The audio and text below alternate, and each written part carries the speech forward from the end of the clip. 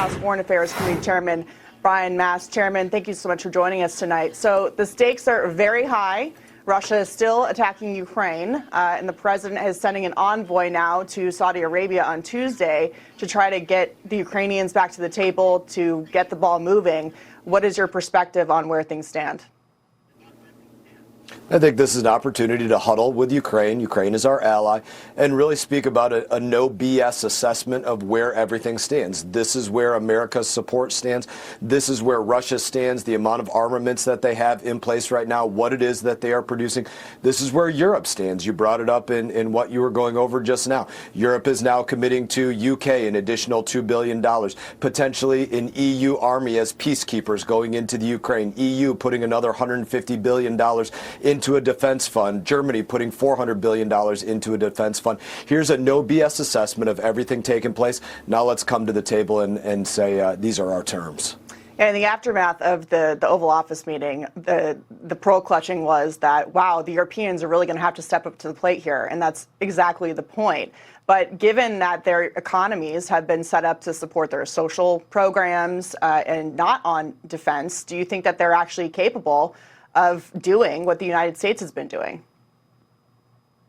Being capable for Europe means making hard choices, and they are coming to grips with the fact that they have to change what have been their choices. You do see them in some cases moving away from these social programs in order to put dollars into defense.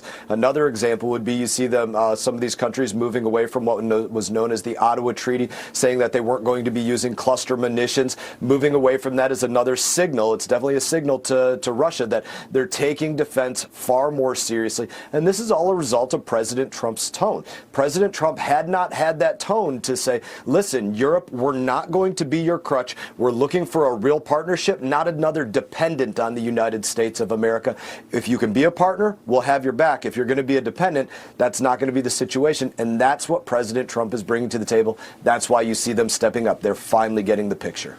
So, Chairman, the president has also said that President Putin wants to end this war.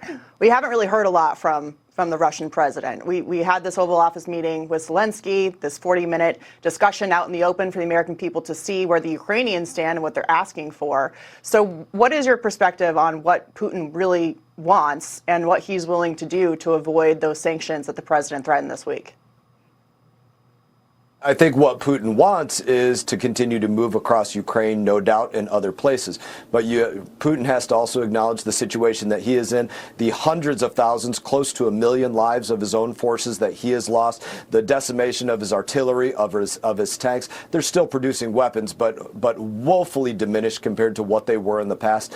They have to look at the situation of their economy, the inflation that they have going on in Russia, the sanctions that they have, their inability to, although they're still moving more energy in places, and Europe is still putting a large amount of dollars into Russia in terms of the energy that they're getting from them. They're still a shell of what they had been in the past. So Russia has to look at their situation as well and acknowledge if they want a path to move forward where their people are not dying of starvation because of the state of their economy, then they have to come forward to the table for peace as well.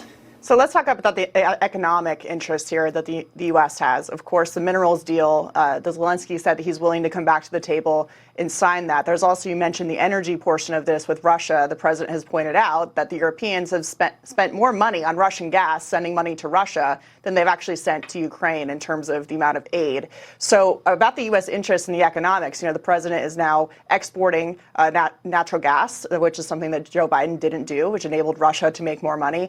But where are we with this minerals deal? And when people ask for security guarantees, can you explain a little bit about how the mineral deal is actually a security guarantee? Let's make two comments about security guarantee. Number one, that term, very importantly, security guarantee, has to come from Europe. Europe has to be the security guarantee for Europe. That's the message I think President Trump, in all accounts, is trying to get across to Europe. That's why they need to ante up more. That's why they need to work on recruiting for the military. But the part of the security guarantee that we bring to the table is that we have an interest in these areas, especially in minerals and in our ally as well, Ukraine.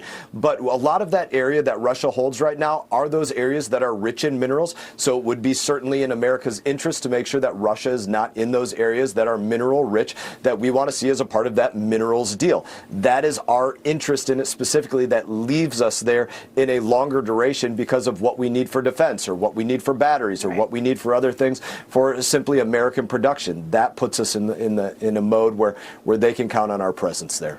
Well, we will be watching Saudi Arabia very closely on Tuesday for that meeting. Chairman Mast, thank you so much for joining us tonight. Thank you for having me.